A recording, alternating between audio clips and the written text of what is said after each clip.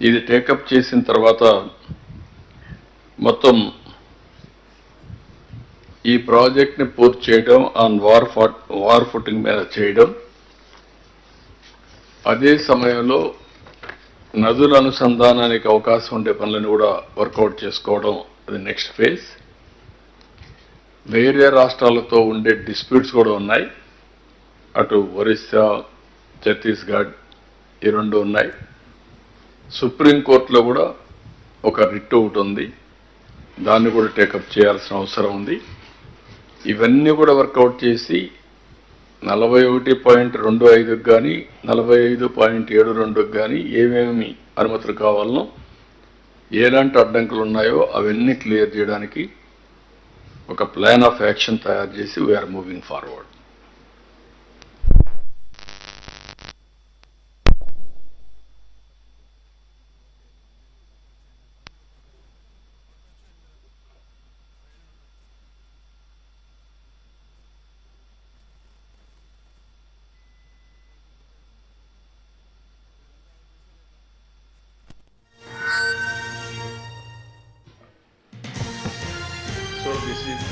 Project all details మీకు ఇస్తాం. దానిపైన మీకు ఒక ఐడియా ఉంటుంది. ఒకసారి నేను కూడా మాట అన్నాను, ఒకప్పుడు త్యాగాలు చేసిన వారిని రాష్ట్రం కోసం మంచి చేసిన వాళ్ళు గుర్తుపెట్టుకుంటాం, చెడు చేసిన కూడా గుర్తుపెట్టుకోవాలి. అప్పుడే మంచి కొనసాగే పరిస్థితి వస్తుంది.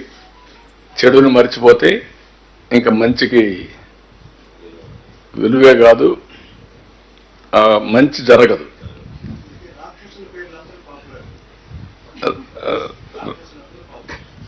డెఫినెట్ గా పాపులర్ గా ఉంటారు.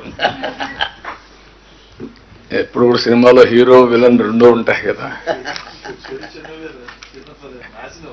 నాశనం, వినాశనం, విధ్వంసం. ఐ కెన్ సే విధ్వంసం. చాలా ఒకసారి బాధ ఇస్తుంది, ఆవేదన ఇస్తుంది, కోపం వస్తుంది. ప్రజాస్వామ్యంలో ఒకసారి హెల్ప్లెస్ అవుతాం. Same thing. ఆ రోజు తెలుగుదేశం ప్రభుత్వం కంటిన్యూ అయి ఉంటే 2021కి ప్రాజెక్ట్ పూర్తి అయిపోయేది. 2021కి అయిపోయి ఉండేది. 2020-21 పూర్తి అయి ఉంటే ఈరోజు రాష్ట్రం ఎంత బెనిఫిట్స్ వచ్చేటో ఒకసారి చూసుకోవాలి. పట్టిసీమ ప్రాజెక్టు తీసుకపోతే దాన్ని ఎగతాళి చేశారు. ఎందుకు కట్టారన్నారు, ఎక్కడ స్టోరేజ్ ఉందన్నారు. ఆ పట్టిసీమ లేకపోతే కృష్ణా డెల్టా ఎడారి అయిపోయేది. అలాంటివన్నీ విన్యాసాలు చేశారు.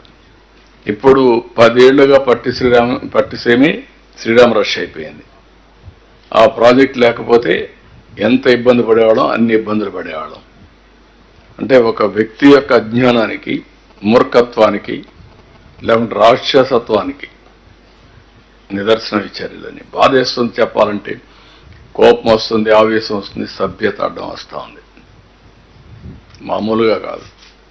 నాకు తెలిసి ఈ ప్రాజెక్ట్ కోసం ఎంత కష్టపడ్డాను నేను. పండగ పూట నేను పోతూ అమెరికాకు పోవాలంటే నేను నాగపూర్కి వెళ్ళాను మినిస్టర్ దగ్గరికి. వెళ్ళి ఇక్కడ నమూనా కూడా పెడితే అవన్నీ ఇక్కడ పాట్నా అనుకుంటా, ఇది పూణే నాగపూర్లో మంత్రి దగ్గరికి పోయాను. పూణేలో నమూనా పెడితే నమూనాను చూసి అవన్నీ కూడా ఎట్లా చేయాలని అవన్నీ ఆలోచించుకో మళ్ళా వచ్చాను. ఒకసారి అరుణ్ జైట్లీ ఉండేవాడు. మేము ల్యాండ్ అక్విజిషన్ మేము ఎట్లా ఇస్తామంటే, ప్రాజెక్ట్ అంటే ఏంటా అని చెప్పి, నువ్వు సుప్రీంకోర్టు లాయర్వి, ఇట్లా ఆర్గ్యూ చేసి ఎట్లా అని నేను మొత్తం రాత్రంతా వీళ్ళందరినీ పెట్టి రాత్రంతా ప్రిపేర్ చేసి ఆర్గ్యుమెంట్స్ తయారు చేసకపోతే గడ్కరీ ఇద్దరు కలిసి అరుణ్ జైట్లీ మీరు చెప్పింది కరెక్టే అని ఒప్పుకున్నారు. అంటే ఎంత పట్టుదలగా ఆ ప్రాజెక్ట్ని చేసుకొచ్చామంటే ఆ రోజు దాన్ని కూడా ఎగతాళి చేశారు. నేను ప్రధానమంత్రికి ఇచ్చినప్పుడు ప్రధానమంత్రి నీతి ఆయోగ్కి రెఫర్ చేశారు. వాళ్ళకు రెఫర్ చేసినప్పుడు ఇది కేంద్ర ప్రభుత్వంలో ఉండే ప్రాజెక్టులన్నీ 20 ఏళ్ళు 30 ఏళ్ళు ఏ ప్రాజెక్టు పూర్తి కాలేదు. ఇది రాష్ట్ర ప్రభుత్వానికి ఇస్తే వాళ్ళకు అవసరం కాబట్టి, డెడికేటెడ్ టు ఆంధ్రప్రదేశ్ కాబట్టి వాళ్ళు వార్ ఫుటింగ్ మీద చేస్తారు, శ్రద్ధ పెడతారు, మీరు వాళ్ళకి ఇస్తే బెటర్ అని రికమెండ్ చేశాడు. పన్గారియా ఇప్పుడు 16th ఫైనాన్స్ కమిషన్ చైర్మన్. ఆయన రికమెండ్ చేస్తే కేంద్రం నాకు ఇస్తే నేను తీసుకున్నానని చెప్పి నన్ను విమర్శించే పరిస్థితికి వచ్చారు.